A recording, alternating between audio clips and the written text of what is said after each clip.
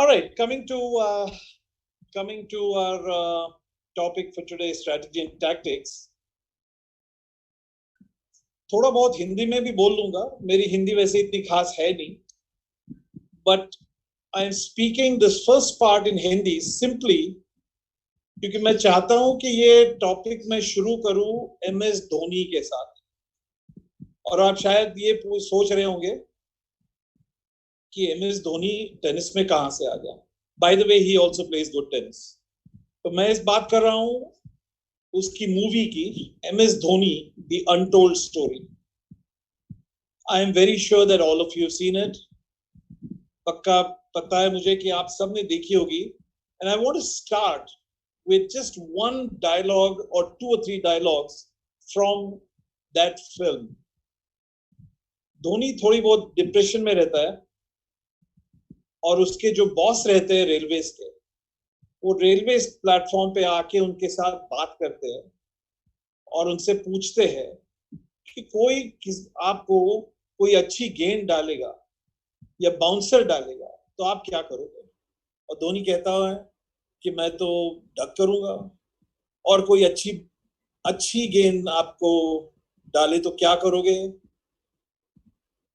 धोनी कहता है मैं डिफेंसिव खेलूंगा, और अगर खराब गेंद हो तो क्या करोगे। He said either hit a 4 or a 6er.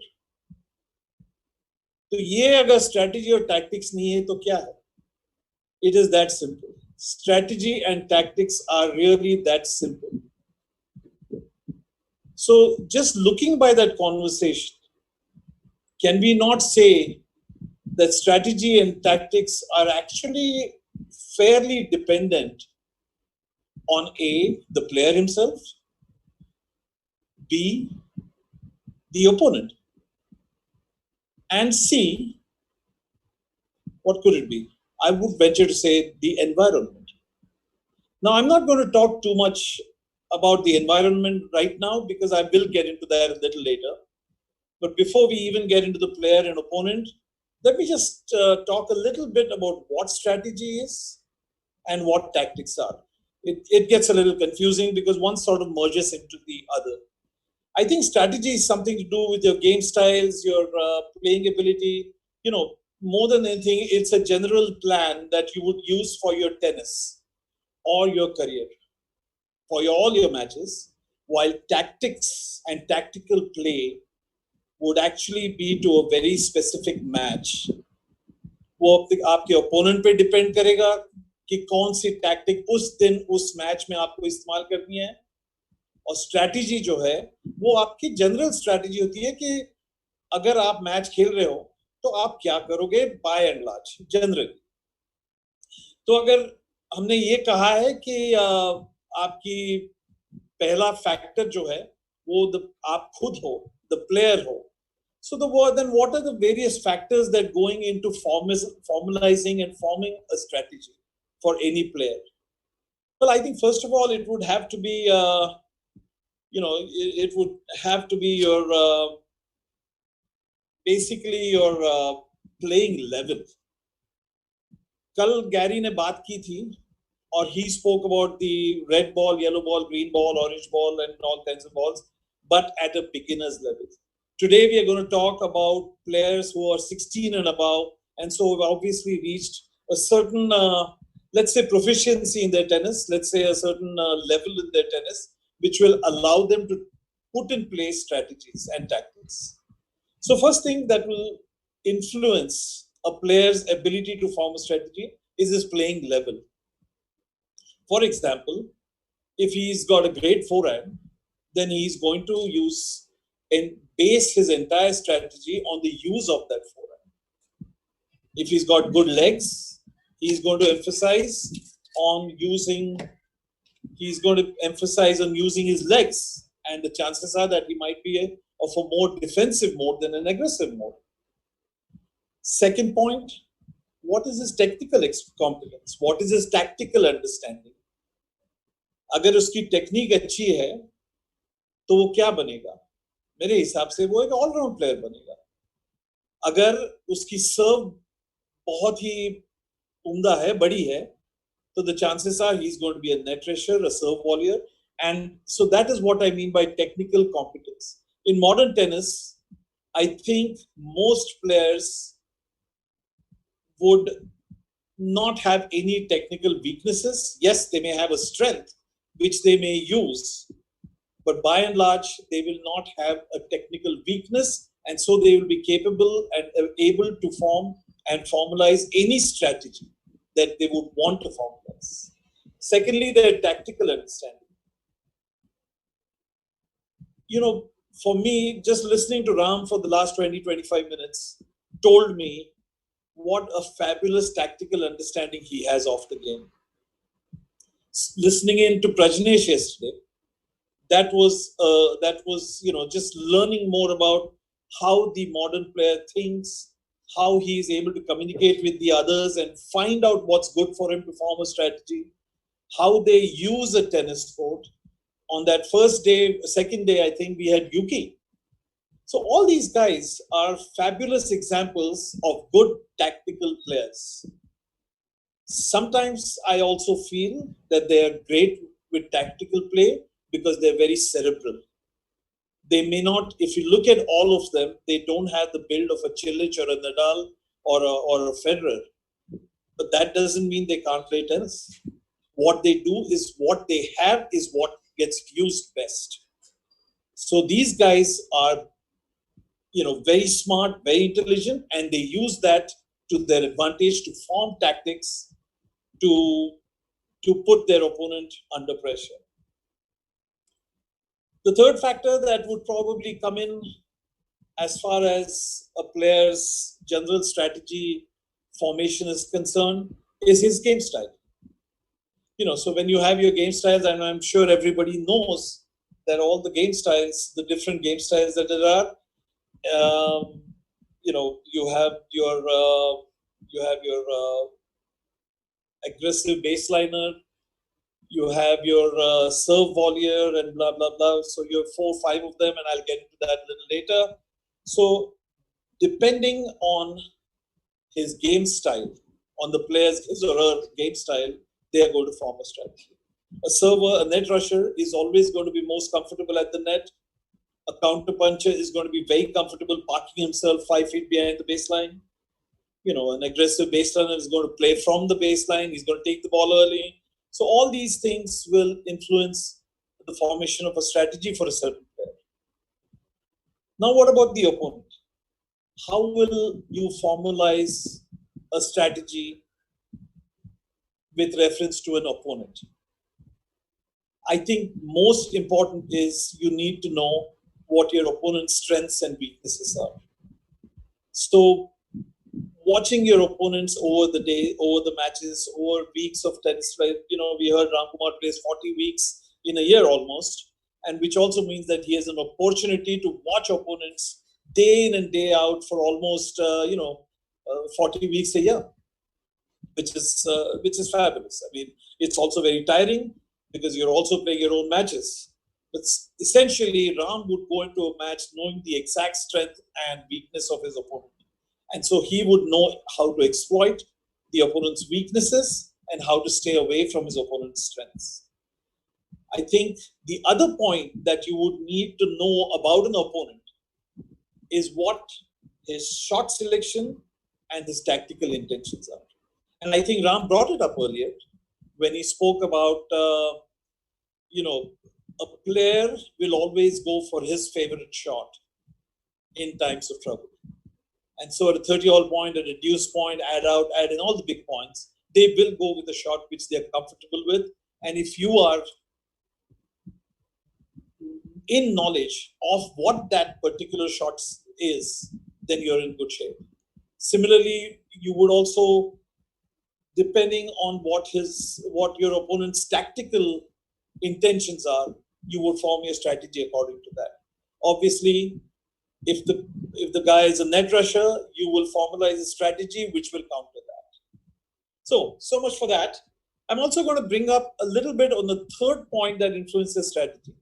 And I think I'm going to talk about a little bit here about the environment, because that also plays a huge factor. I am going to take it up in a little more detail little later in the day, a little later in the morning. But it suffices right now to say that what I'm looking at is basically the court surfaces, how they influence tactics and strategy. The weather conditions also play an important part in deciding what your tactics and strategy should be. And of course, the third point, which not too many people think about simply because they're playing open tennis, but when you play team tennis, the crowd behavior makes a huge factor, whether you're playing at home, whether you're playing outside, because when you're playing outside, you're playing hostile crowds. I have seen crowds in Brazil throw stones, throw coins at players from the opposite team when they are playing. I mean, it's funny, but I actually think of a story here because we were actually playing one of the South American countries. And I remember this story being told to me by one of my seniors on the Davis Cup team.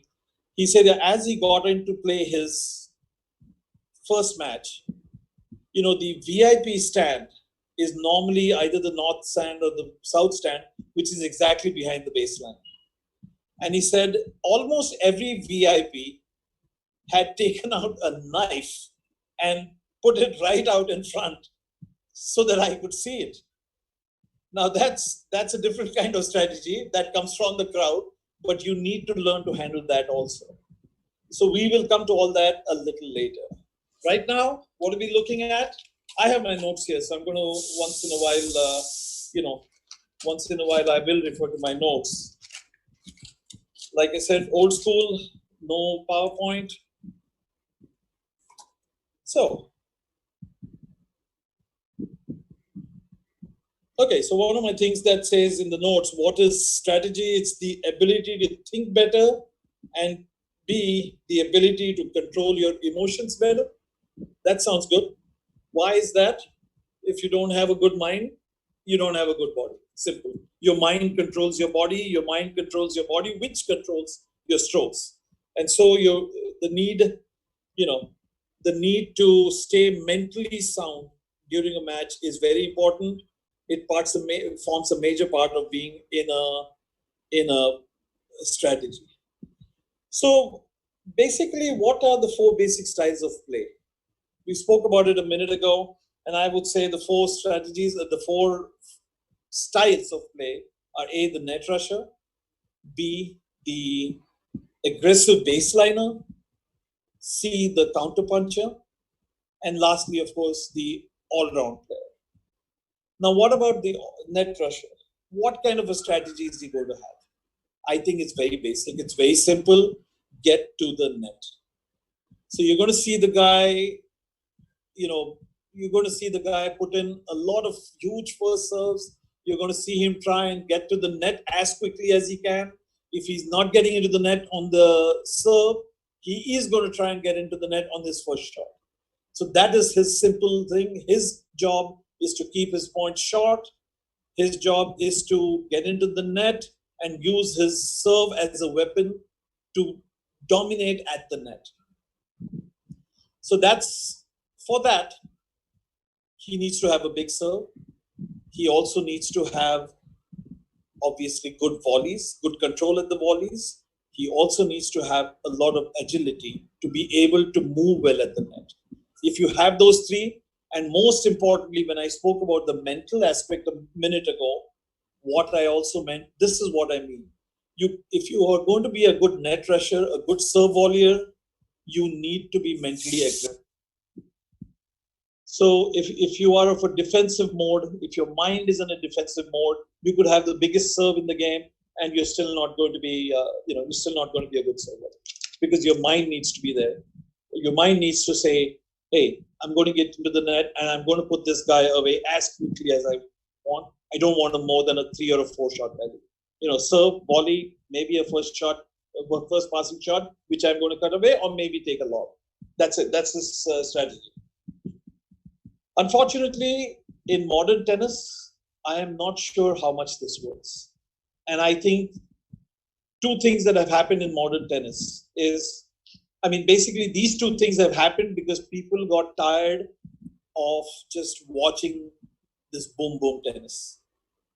If you look back at a Pete Sampras Ivanisevic match that was played many years ago, now I don't remember the exact details, but Sampras played Ivanisevic, both huge servers at Wimbledon.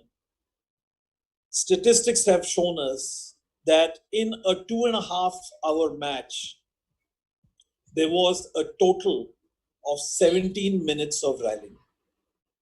Now, is that giving the spectator their value for money? When they pay thousands of rupees or dollars or pounds to get into that stadium, and we all know how difficult it is to get into a Grand Slam stadium. Are you going there? Is the spectator going there to watch 17 minutes of rallying?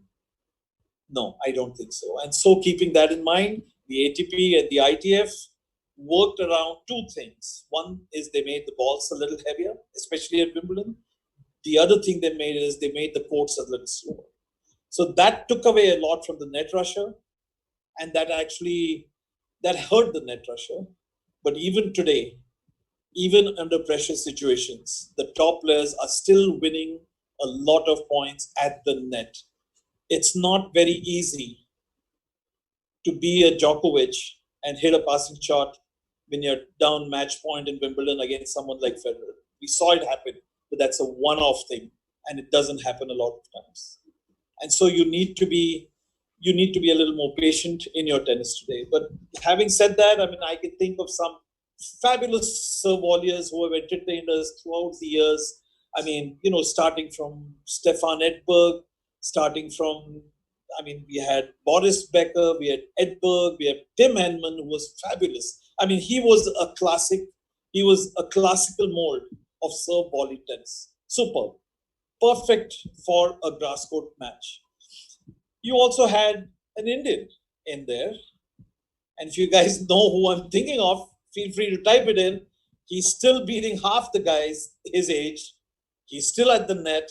He's still amazing at the net. I think you all know who I'm talking about. If you have got the right answer, hey, my God, that didn't take long. Lee, Pace, Leander, wow, yes. So at the age of 45 now? He's still beating the pants of guys who are half his age, and just fabulous to watch him. His instincts at the net, even today, outbeat any of the top guys. Can you think of a foreigner today who's still a very good serve volleyer? And he's probably not getting as good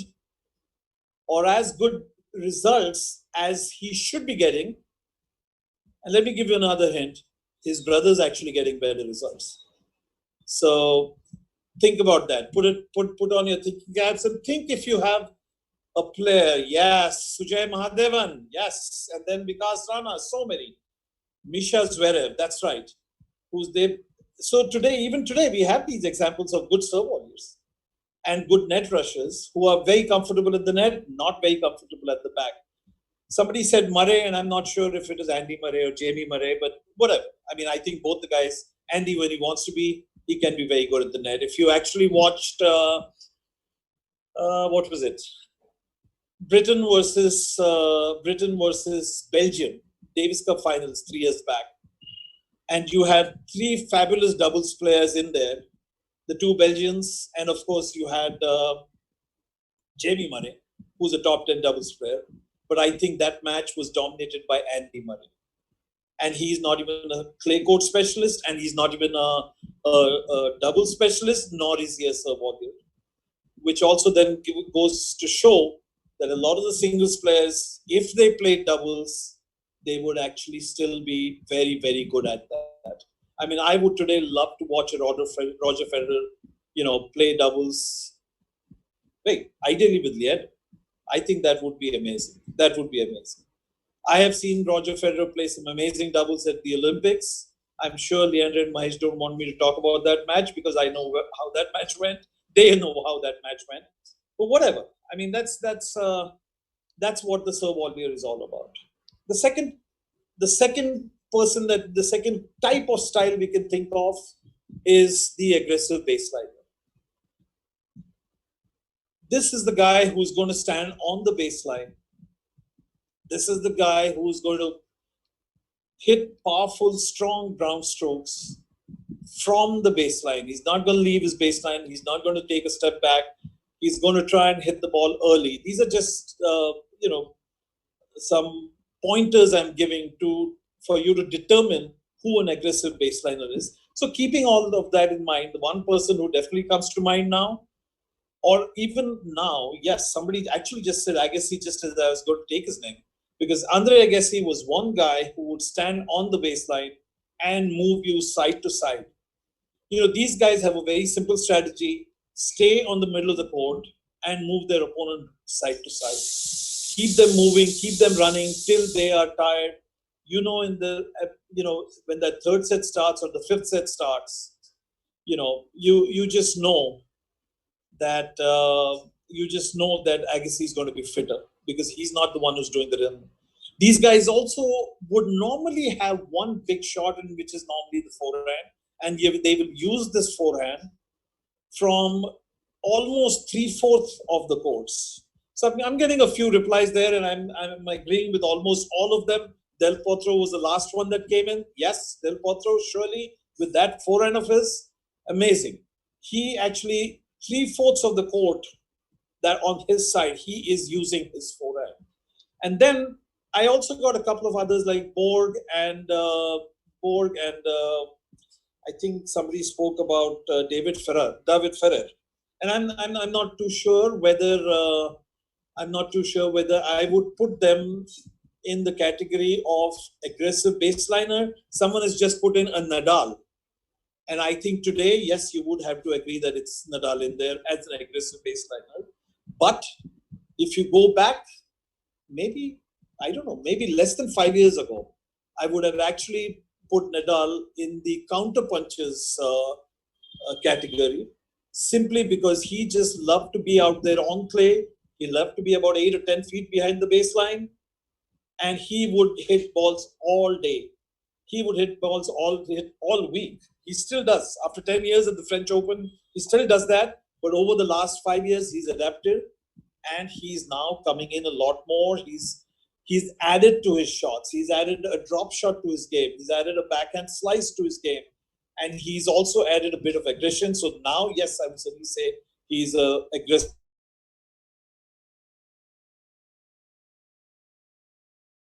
Now, how would you counter? Say, an aggressive baseliner? Let's take that up next. How would you counter an aggressive baseliner? Once again, for me, the simplest thing to do is make him do things that he's uncomfortable. What is he trying to do? He's A, trying to hit the ball early, and B, he's trying to blast his opponent off the court. So the first thing, if you're playing somebody who's if you're playing someone who's an aggressive baseliner, what would you need to do? I think you're going to have to use your legs a lot. You're going to have to move a lot, because this guy is going to keep hitting. He's going to keep hitting, all over the place. So what is the next best thing you can do? If he's an aggressive baseliner and we have established that he is most comfortable on the line, then we need to get him off the line. What's the best way to do it? High and deep, go to his weaker side, short angles, get him off that baseline, especially with high and deep balls. What do you think is Nadal's biggest success against Federer? And why do you think it came? I think his biggest success came on any clay court surface, especially on the French Open clay, which is probably a little slower than, say, Madrid or Rome. Rome is fairly quick. Rome is not slow at all. And so I've already got the answers. Heavy, high, topspin forehands from the Nadal racket to Federer's backhand. That's it. And on that one simple strategy, Nadal has more wins over Federer than what Federer has over Nadal on clay. At some point in time, how did Federer counter it? By actually stepping up and catching the ball much earlier, catching it on the rise, not allowing it to bounce high. But I tell you, you need amazing legs for that. You need amazing footwork for that. And if it was not for Federer, it would have been impossible for almost everybody else to sort of do that. A single hand backhand hit somewhere around your shoulder height, incredible shot that is. Yes, like the Australian Open in 2017. Federer actually mastered that, stayed on that line and played from there. But there again, we are talking about a hard court, fairly quick, high temperatures where the ball actually moves a lot faster. Not the French clay or most clay. And so Nadal versus Federer, Nadal will always remain the favorite. So anyway, so that's how you would counter somebody who's an aggressive baseliner. You know, the other everybody's spoken about short angles, everybody spoke about high and deep balls, everybody spoke about going to their weaker side with high balls. I think a great strategy to counter an all-round player is actually hit the ball right down the middle of the court. Take away his angles, because if you give him angles, he's going to hit better angles.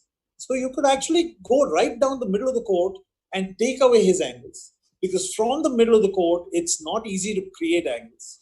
If you look at a good tennis match where the top players are playing, when they are in the middle of a neutral rally, you would actually see them hit a lot of tennis balls down the middle of the court, because what they want to do is not give their opponent angles.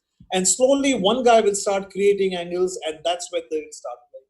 Normally, a good aggressive baseliner would actually start controlling a point by the first deep down the line shot that he hits. Either with the backhand or the forehand, he starts controlling a point with the deep down the line.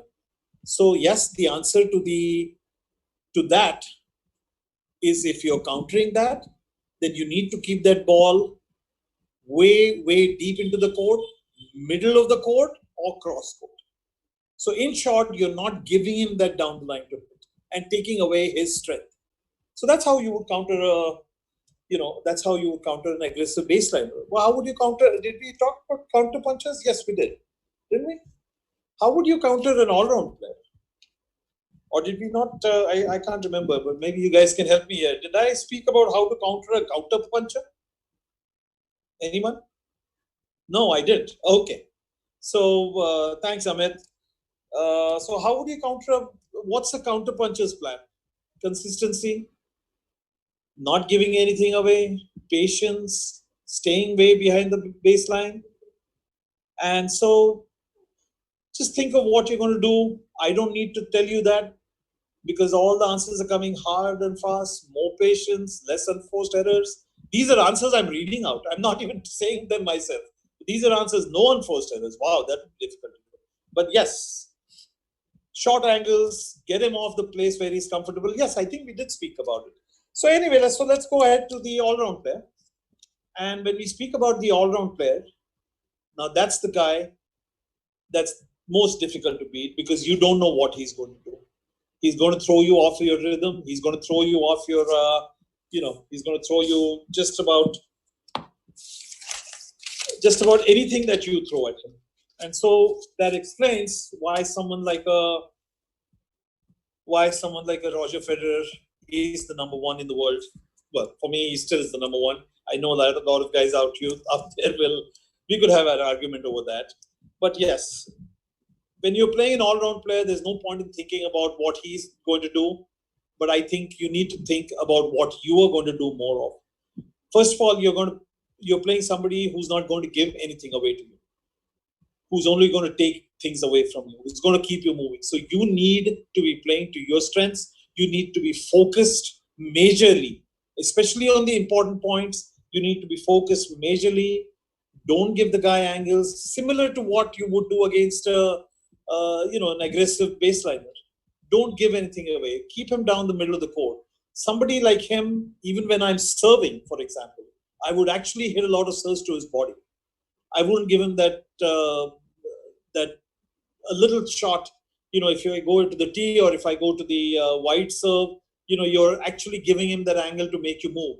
So I would actually serve to his body, jam him, and take charge of the point. Somebody like that who has an all-round game, try and take charge of the point as quickly as you can. Because if you don't do it quickly, he's going to do it for sure. And so basically that's, we do say that he has the complete game. He has an all-round game. And I'm talking like of, say, for example, a Serena Williams or a Roger Federer. But the fact is that they do lose matches. They do lose to counter punches and they do lose to other aggressive baseliners, which also means that there is always a way. There's always a way to find a way to beat these guys. So there we go. So that's pretty much that's pretty much what all I can say in terms of how to counter players. I don't know how much time I have, but I do have a lot of things to say still. And so what I would actually like to go in, and maybe talk about the 5-game situations. And a lot of the rallies, a lot of the, a lot of the strategies that are formed are influenced by the 5-game situations. Everybody knows, everybody who has done the ITF courses also know that there are 5-game situations. And what are they? There's serving, there's returning, there's the situation where both are on the baseline. There's a situation where one is approaching the net, and of course the last one is the passing shot. So if you look at the baseline, if you look at the server, it's a very simple strategy. You want to try and dominate with your serve. You need to have the right equipment for that. And when I mean the equipment, it's not just your rackets, but also your height, your build. So someone like a Karlovic or a John Isner, they will keep their strategy very simple.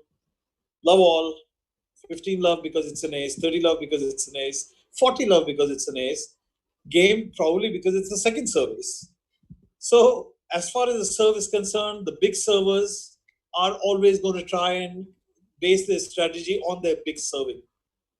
A classic example of a coach always telling his student, it's 30 all, it's 30-40, it's 40-30.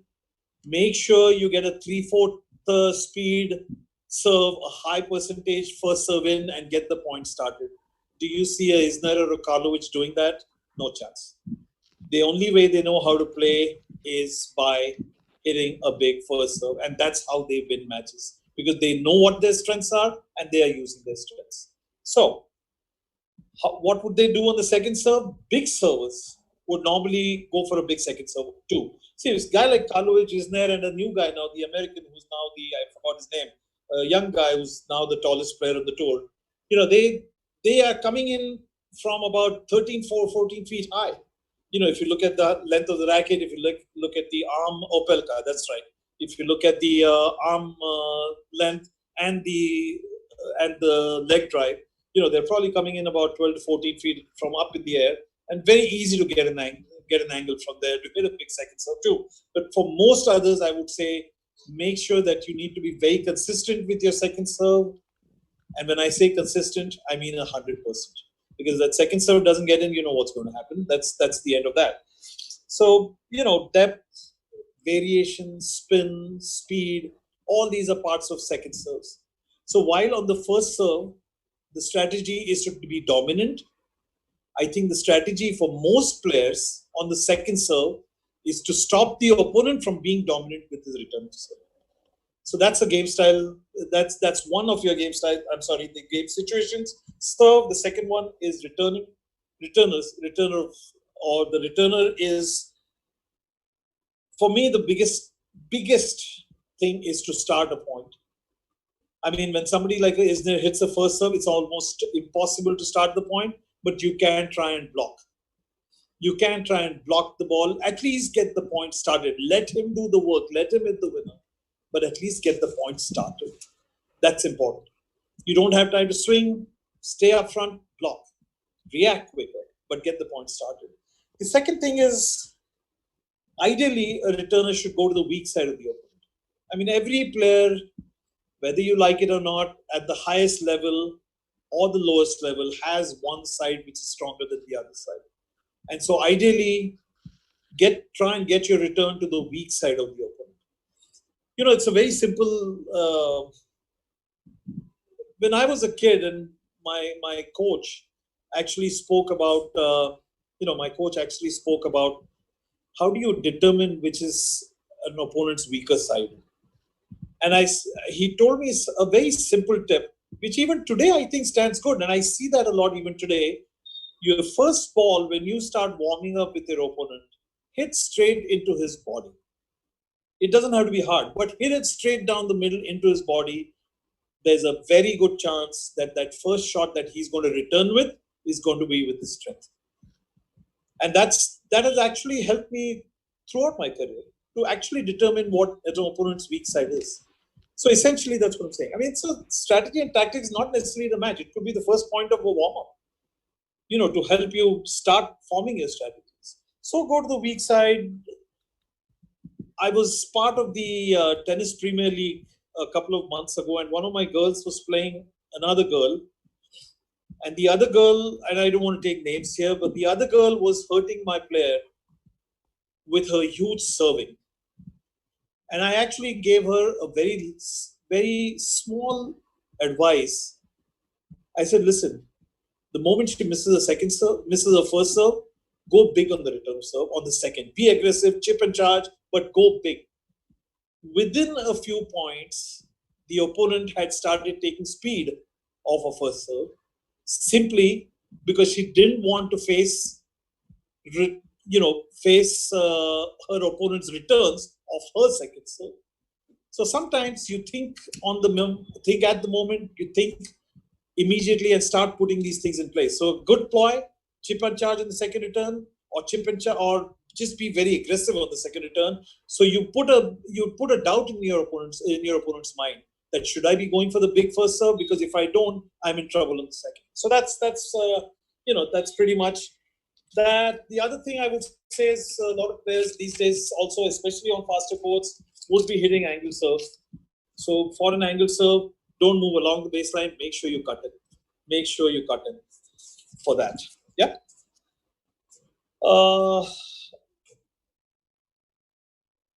What would you do against a serve volleyer? Another thing, he's coming into the net. So what's the best thing you can do? You can try and keep the ball low. Use the 1-2 passing shot. Keep the ball low on the first shot and be aggressive with your lob, a toss with lob maybe, or a good clean passing shot when somebody's playing serve volley against you. Okay, so when both players are, hey Ajay, I can see you up there, and I thought you were not going to be there. But anyway, welcome. When both are at the baseline, how do you deal with the guy who's very good on the baseline? That's the third game situation. Once again, like I said, a player who can stay in the middle of the court and move his opponent around is the guy who's probably going to win matches. That's what you see a lot of in women's tennis.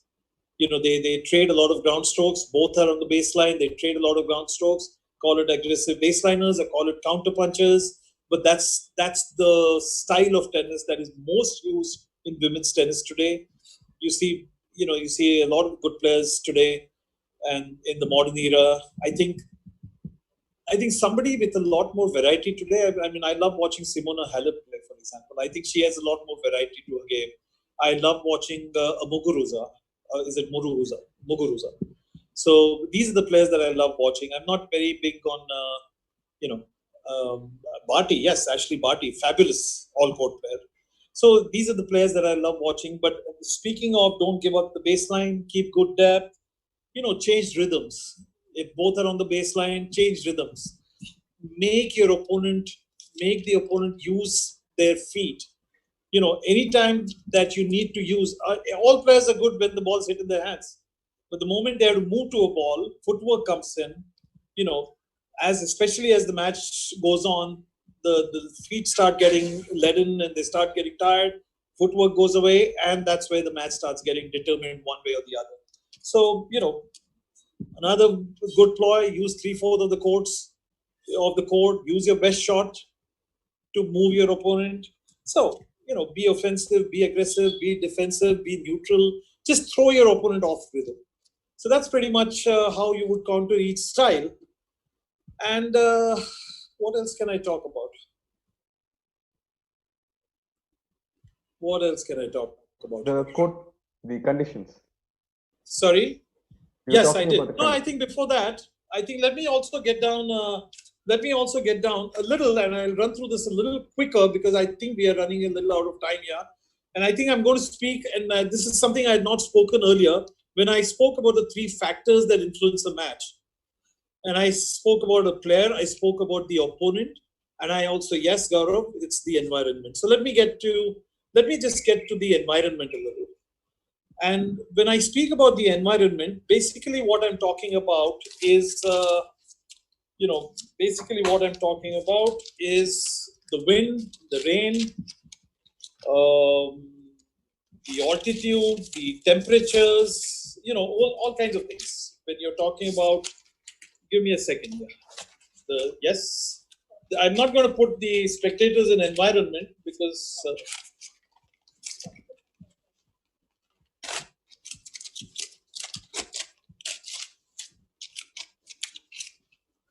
yeah, just switch off I've got a fan here that is making it impossible for me to look at my notes, but somewhere along the way, I know I will. Yes, here we go. The environment. I've been through this 30 years and I still don't remember half of it. I don't know why. I should be getting better, no, at some point. So anyway, but so there are two or three things which I think I'm going to speak about. I'm going to speak before I get to the environment. I think I'm going to speak a little about. I think I'm going to speak a little about match flow and match momentum. Does anybody have an idea of what match flow or match environment is? Essentially, when I speak about match flow, it's the ability to, there are, let's just say that there are certain, yes, rhythm is one way to explain it, but there are certain points in a match that will always determine the result of the match. And if you are smart enough, if you're intelligent enough, you will catch this, what is known as the match flow or a match moment or the momentum of a match. That is uh, is very difficult to explain. But for example, say if you can win 3 points in a row, which doesn't happen too often in a match where two players are equal. But if you can win 2 or 3 points in a row, you can be assured that the momentum is with you. And good players have a terrific ability to recognize when the momentum is with them and go with the flow. And they also have the ability to realize when the momentum is not with them and go into damage control. And that makes the difference between a winner and somebody who's just playing. The ability. So you could actually do it in a practice session. You could have a practice session where you could say, okay, guys, if you win 2 points in a row, the third point is free for you. So it's instead of 30 love, it's 40 love. Or if you hit two aces in a row, you get the game. If you win 6 points in a row, which is never going to happen, but yes, if you win six, I'll give you the set. So you can actually practice that. It also helps your students to recognize that match flow and momentum. When yes, confidence levels, and I was just coming to that. I was just going to say that if you start winning, if the momentum starts flowing with you, the one thing that becomes very obvious is you actually start looking at the body language of your opponent and seeing his body language going into negativity.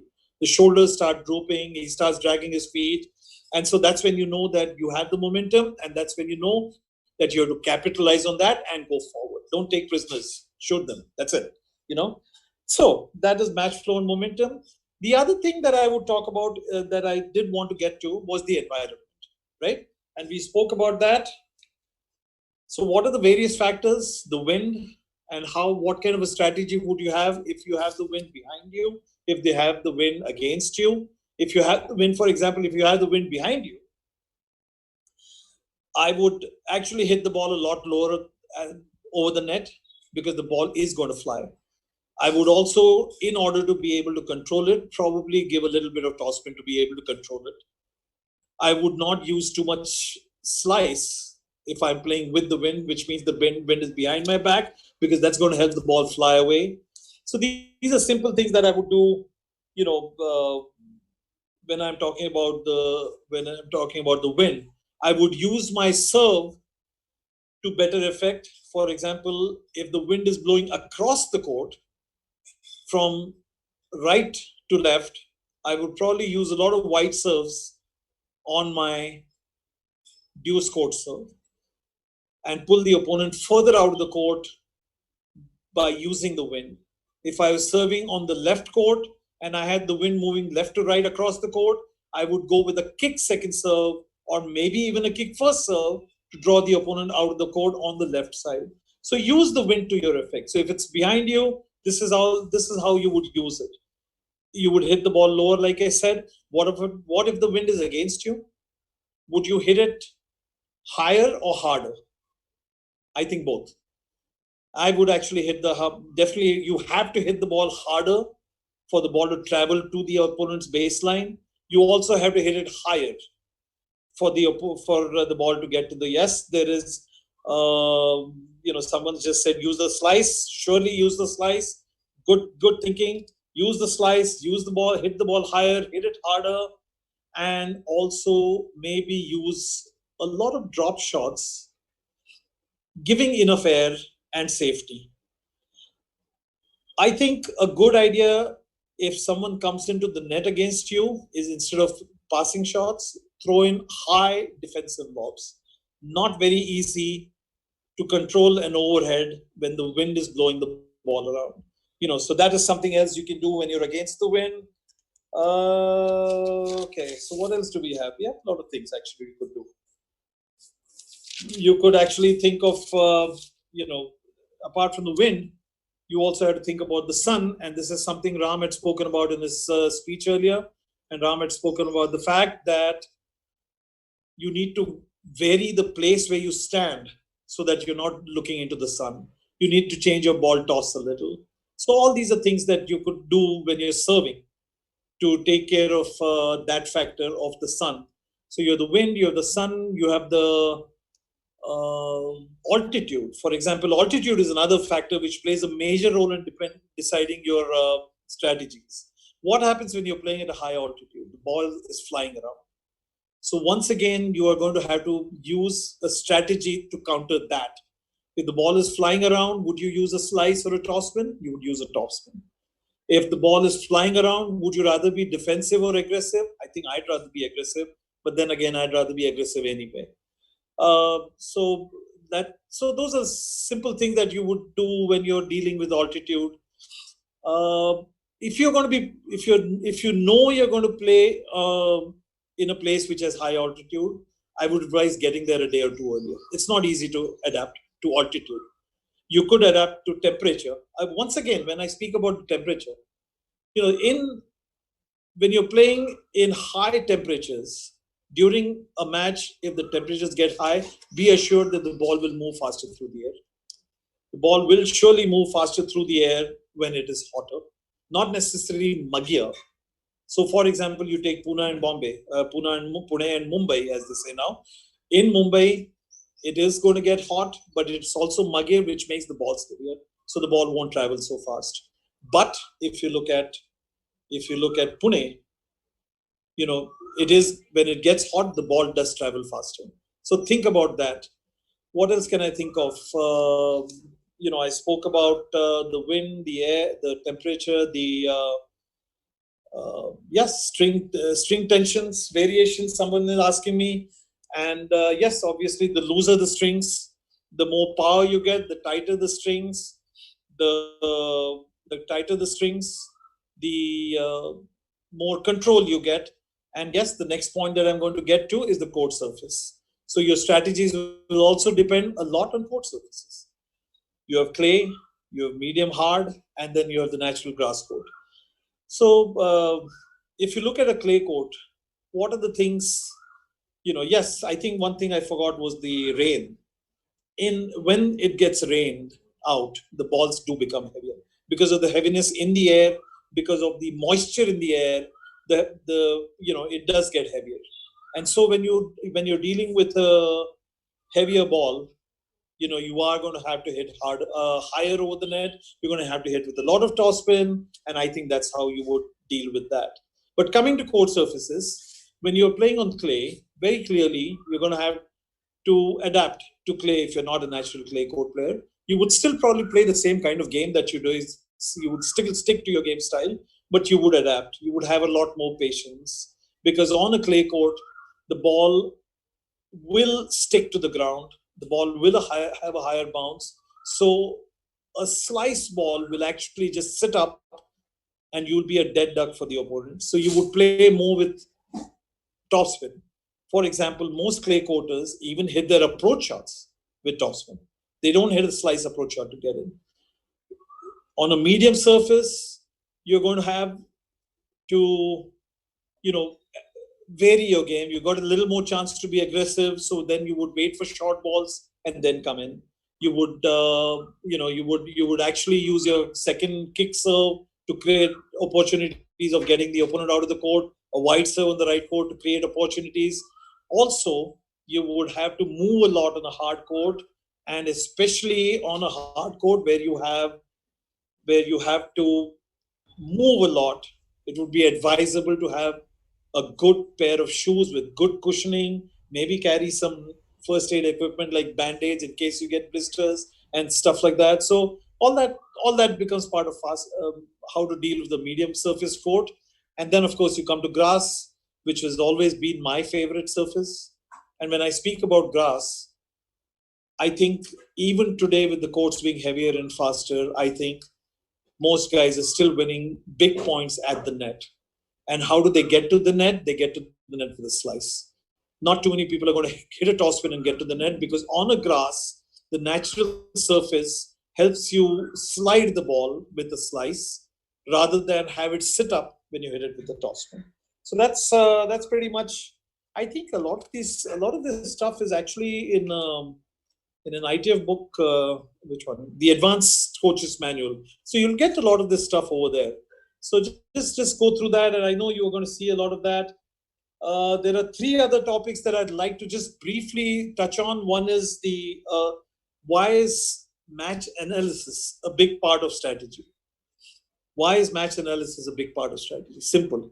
Because if you're able to analyze a match, if you are able to figure out what your opponent is good at, then you can devise a tactic and a strategy to counter that.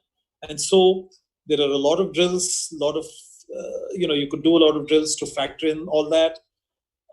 There is also the factor of tactical training. Yes, when we speak about strategy and tactics, how do you put it in a match? By practicing it during your practice sessions.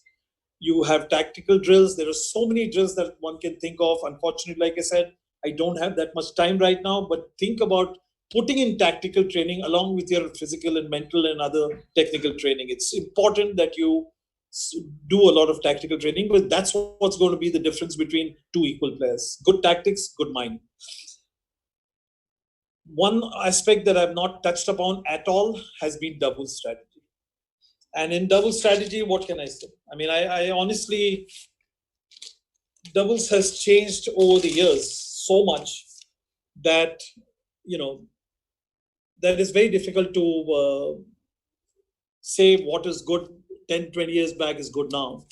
But by and large, your simple strategies are keep the ball low, try and get to the net early, capture the net, try and make your volleys as high as possible. The other strategies in doubles, keep your returns to to your opponent's feet. Partners move together. You either earlier on you always played with the positioning of the ball and you always moved along, according to the position of the ball. Today's doubles is more played according to how you play, how you move with your partner. So you may serve to a certain point, but depending on where your partner moves, you move the other way. And make sure, even today, the big thing is don't leave a gap in the middle, because that's the area where it's easiest to hit into for your opponent. So cover the middle, let the sides take care of themselves. So that's pretty much, I think, what I want to talk about. I think when I talk about great tactical matches, I want to actually point out one match. I want to talk about one match which really stands out, and I think that one match is the 1975 Wimbledon match between Arthur Ashe, Wimbledon singles finals between Arthur Ashe and Jimmy Connors. Connors was the undisputed number one in the world that time, and he was expected to run through Ashe. Ashe was a good all court player, loved coming into the net, was aggressive, great first serves. But then Ashe actually had a great team behind him that thought out a fabulous strategy to beat Connors. And all they did was Ashe took out the speed off the ball, gave Connors a lot of junk, threw in a lot of slice shots, threw in high shots, didn't give him any rhythm. And at the end of the match, I think it was 4 sets, I'm not sure. But three of those sets that Ashe won were so easily won. And he actually destroyed Connors because from that point on, Connors actually lost his invincibility. He just lost his invincibility. And from there on, his downslide started. And of course, after that there came in Lendl and McEnroe and all. And, the competition got bigger. But at that point in time in 1975, Connors was the undisputed king till Arthur Ashe brought him down. Another match that I really like to talk about, and I'm not saying it's because it was my match, but I remember playing the finals of one of my big tournaments in my home city, and we were playing on grass. And I'm not going to name my opponent simply because he's been one of our most fabulous Davis Cuppers ever, a lot senior to me, and when I played him, he was actually a lot older, so that was a little to my advantage. But one of my coach at that time actually told me that, listen, you're playing on grass, you have a great wide serve, go to his forehand. And I'm saying to myself that this man has the biggest forehand in the game. Why is my coach asking me to do that? And he gave an answer which not just left me thinking about his tremendous thinking ability, but also helped me win the match. He said, my coach said, Nandan, if you go to his forehand and make the ball slide away from your opponent, he's going to hit some great returns. But have confidence in yourself, have confidence in your volleys, because as the match goes on, he's almost 15 years older than you, or 10 years older than you. His legs are going to get tired, which means he's going to lose his forehand. It's going to start. The match started at 3. As the match goes longer, it's also going to get darker, and he's not going to sight the ball well. That's when his forehand will crack. Once his forehand cracks, it's only a matter of time. And that's exactly what happened. One break in the whole match. Those days we used to play long sets. The final set was always a long set. 7-6, 6-7, 11-9.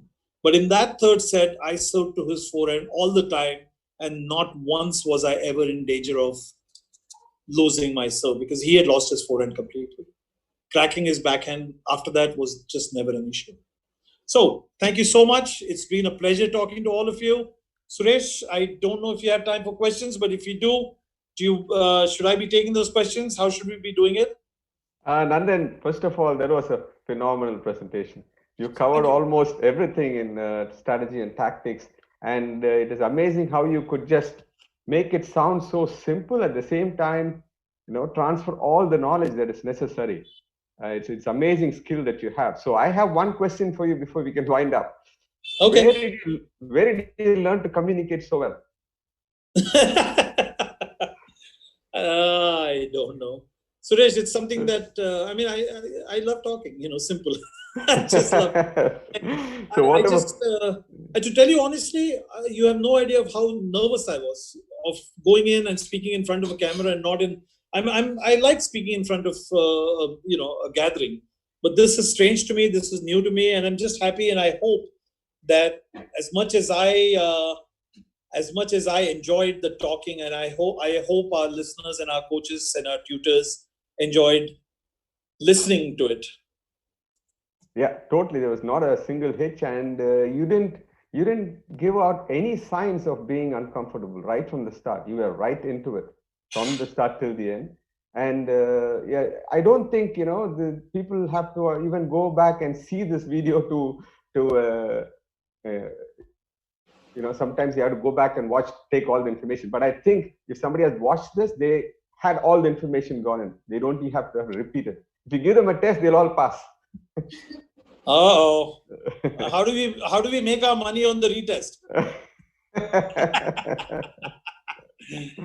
No, Okay. that it was fun. It was good fun. Yeah. It was good fun. Thank you. Yeah, it's 12, and then maybe you can take one question. Okay. Sure. I don't know.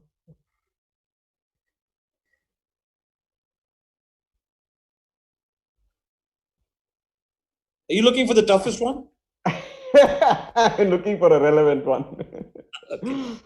Hi, sir. Rohit Rampuria. Hi, sir. Want to know your view about the different changes one should make when playing in the day and under the floodlights at night.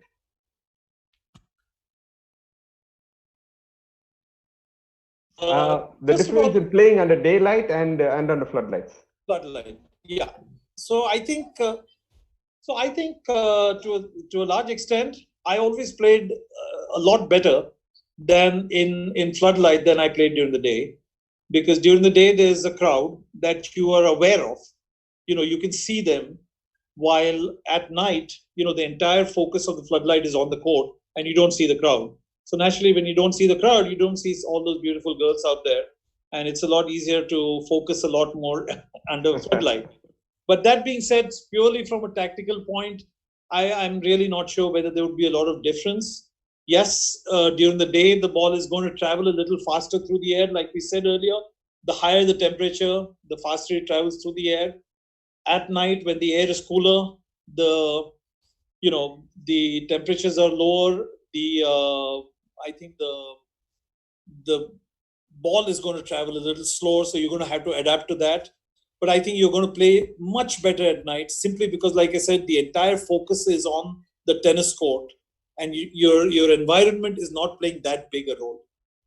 So it's easier to play at night than it is to play in the day. But you still have the same factors of the wind and the altitude, and all the rest of the factors are still the same. But I think that's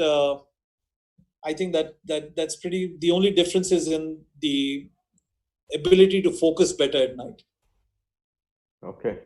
Thanks a lot, Nandan. That was a phenomenal presentation, and hats off to you to run through it so beautifully. Thanks a lot. You, Sudhir. Thank you so much. Yeah. And we have a couple of announcements to make.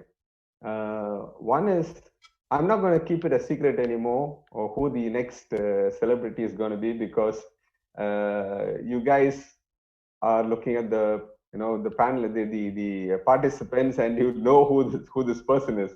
But I'm going to go one step beyond, and I'm going to announce who our next guest is going to be. Now, can you guess it now? Can anybody guess who the next celebrity is going to be, the one who's going to come on Monday? Nobody's guessing, huh? No, it's not Sanya. No, it's not. No, it's not Sanya. Hey, Leander, yes. One person has guessed. Yeah, Leander. Leander's coming in on Monday. Yes, he's agreed to be here. And it's going to be, I'm sure he talks so well, and he's got a wealth of knowledge of being in the circuit that, and it's going to be amazing. That's one thing. And the second announcement that we wanted to make is that we might be, it is not confirmed yet, we'll confirm it on Monday, we might be able to get the head of coaching and participation of the International Tennis Federation, none other than Mr. Miguel Crespo. Miguel Crespo was the tutor for me, Nandan, Balu, and everyone when we did the level 2 course, and he is an amazing personality. And if you've not met him, you're missing something in life. So we might be able to get, I'm not confirming it yet, but we might be able to get him to give a presentation for us on probably on Wednesday. And if he is coming in, then we might have to change the timing to the afternoon, which Sports Authority of India and the All India Tennis Association have agreed to. And I'm sure it's something that we have to adjust for to have a personality like him come in. So we will make that announcement on Monday once it is confirmed. But for now, Goodbye to you all, and we look forward to the presentation on nutrition on Monday. Plus, we're going to have Leander Pace on Monday morning. Bye bye, and have a wonderful weekend. See you all